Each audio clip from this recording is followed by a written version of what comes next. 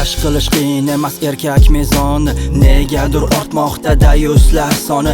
Ayolim qizg'onmas qarang avratlar, ochiq kundan kun qoplaydi g'ururni balchiq. Ijtimoiy tarmoqlardan mahramin ko'z-ko'z qilib, jahannamdan qo'rqishmas bo'ldi-ku odatiy hol. Bilarmikan zot paslar dayuslarga jannat harom, yana o'zini oqlaydi. Tirikchilik qiyin zamon, shunday zamonga keldikmi? Er xotin masxara bos, er ayolin, ayol erin zarracha ham qizg'onmas. Qoyil qolmadim qarang, ayib zamonda bo'lsa, erli ayol Instagramga qomatin maqtab chiqsa, dayuslarga farqi yo'q, balkim ular alfoni. Shuning uchun ham balki ular uchun bu bonus. G'urur o'lgan qorni to'q, ular uchun shu muhim. Jahannam evaziga dayus bo'lish ham mumkin.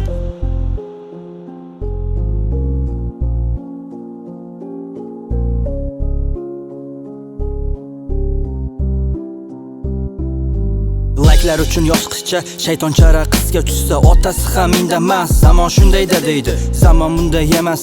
Bu mas'uliyat yo'qligidan nomussizlar ham ko'paydi. Dayuslar ko'pligidan shunday davrga kelibmiz. Bunga qoldi aqlim lol. Ey birodar, dayuslikdan iymoningni saqlab qol. Axir bu ikkinchi dunyo, adolatli erkak bo'l. Gunohlarga to'lgandan tavbaga bor hali yo'l. Bilaman qo'shiqlar ko'p bu mavzuda kuylagan, bunday erkaklardan hatto o'z onasi uyalgan. Mayli bu so'zlar meni zabonimda qolmasin, ular tinglasa so'zim haqiqatdan olmasin. Bu gaplarim kimga ta'sir, kimgadir qilmas ta'sir. Tushunmaganlar bo'lsa bu rap shunchaki bo'ladi sir. Kimlar uchundir haqiqat ko'rinar balkim qasr. Yana o'sha gap eslang, axir bu yuzsiz asr. Dayuslarga farqi yo'q, balkim ular alfoni. Shuning uchun ham balki ular uchun bu bonus. G'urur o'lgan qorni to'q, ular uchun shu muhim. Jahannam evaziga dayus bo'lish ham mumkin.